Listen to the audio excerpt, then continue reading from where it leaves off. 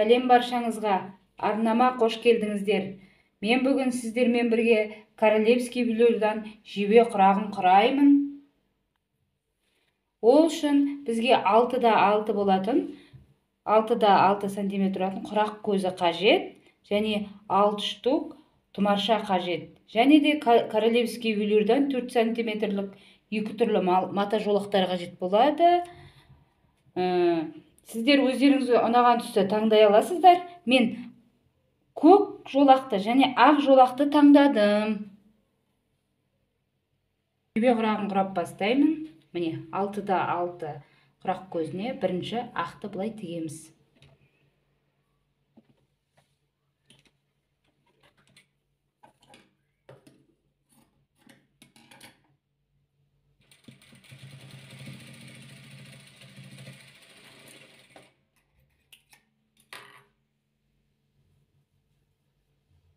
Енді мынаны тағы ақ тігеміз.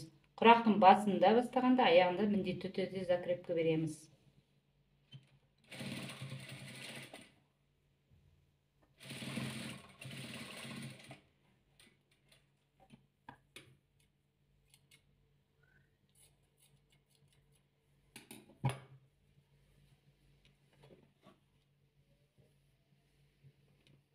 Енді бұлай көкті тігеміз.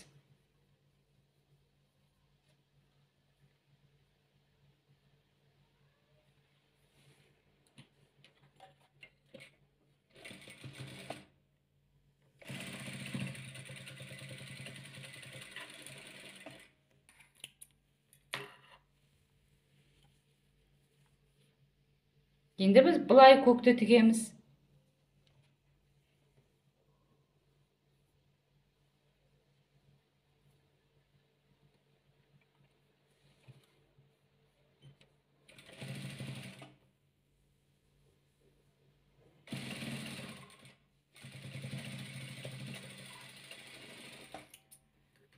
Енді міне 4 қабырғасын артық материалдарымызды қиып 4 қабырғасын құрап шықтым. Енді тұмарын саламыз. Ол үшін тұмарын бірінші мына жерге саламыз, екінші мына жерге саламыз, үшінші мына жерге саламыз. Тұмарын салу үшін тұмаршаны былай осылай қаратып өстіп келеміз да.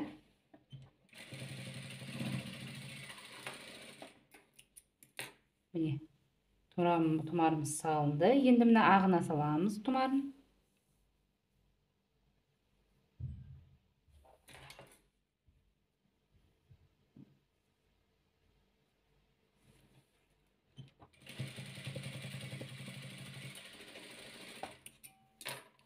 Міне салынды. Енді мына жеріне саламыз.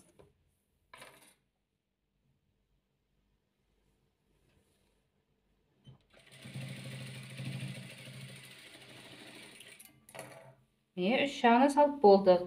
Енді қайтадан бұлай ақты тігеміз.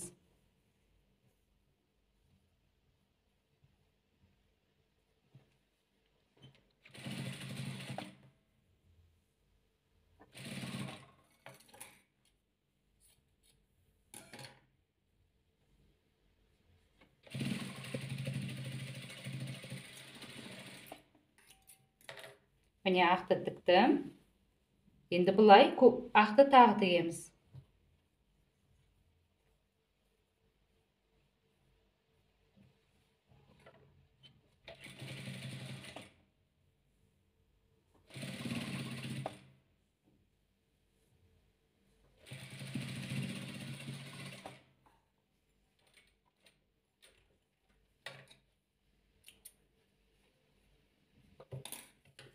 Міндетті түрде құрақ қарағанда мындай қайшы, сөкет, мындай қайшы керек болады. Және бұлай көкті тігеміз. Бұлай көкті тігеміз енді.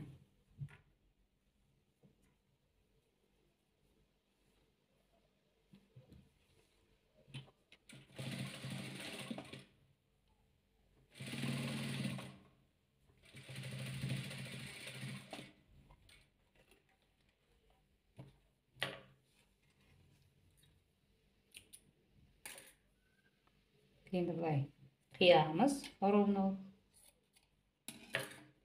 Енді мына төртінші қабырғасына тағы да көкті тігеміз.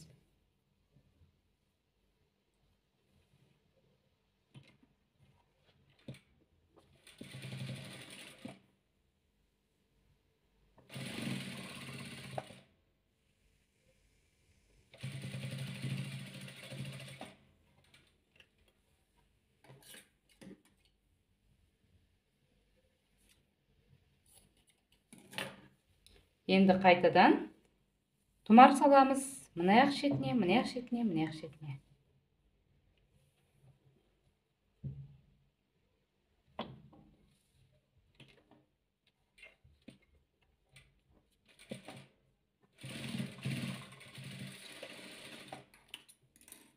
Міне, тұмарымыз салынды. Енді мына жерге саламыз тұмарымызды.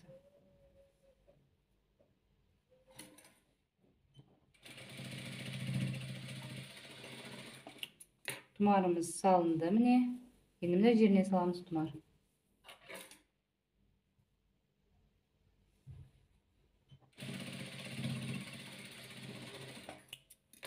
Міне салынды тұмарымыз. Енді бұлай ақ тігеміз.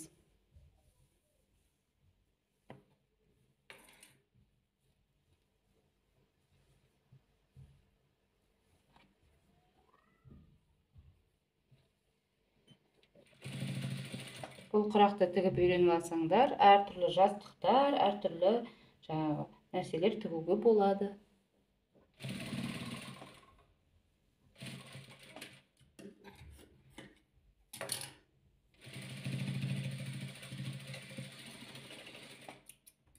Міне, ақты тіктім. Не ровны шықты. Енді ақты былай қарай шығамыз. Екінші ақты былай қарай тікеміз екінші қабырғасына.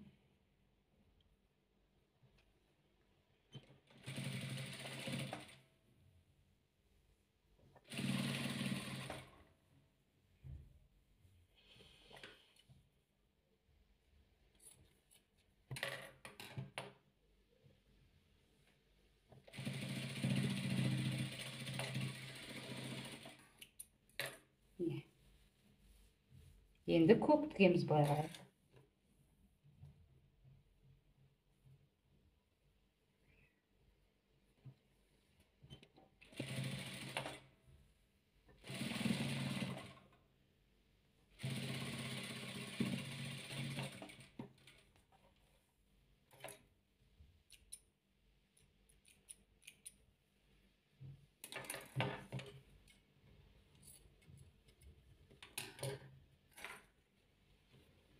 Енді мына қабырғасын тігеміз.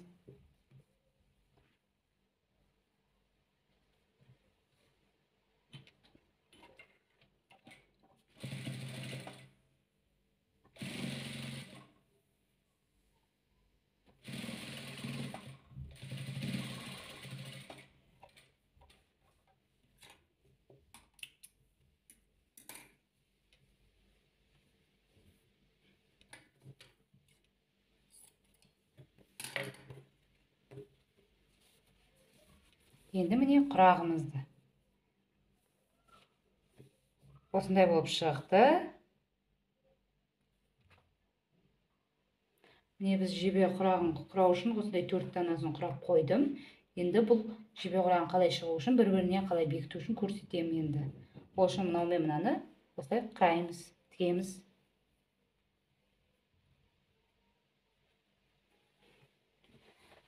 Тігістеріңізді қатты ұшқары болмасын.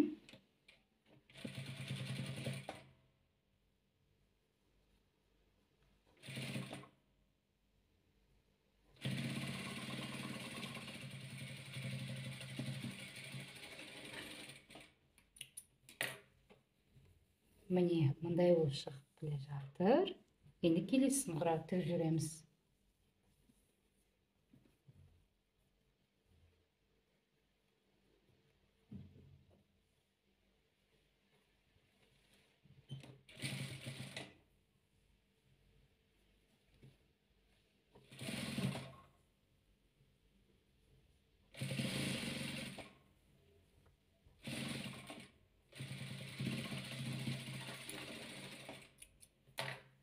Енді келесі мындай болып шықты. Енді осыны бекітеміз. Ол үшін мына немізге мынаны бүйтіп үстінен не істеп тігіп аламыз.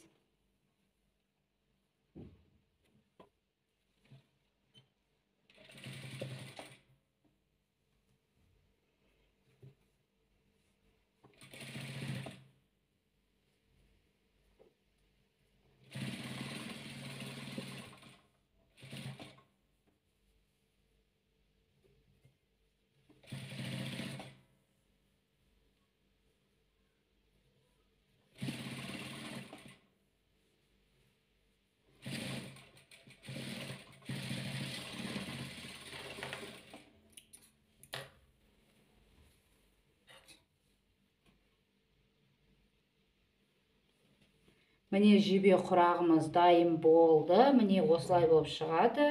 Осы жебе құрақты мен матовый велюрдан көрпе жасадым. Ол шортыста тұр.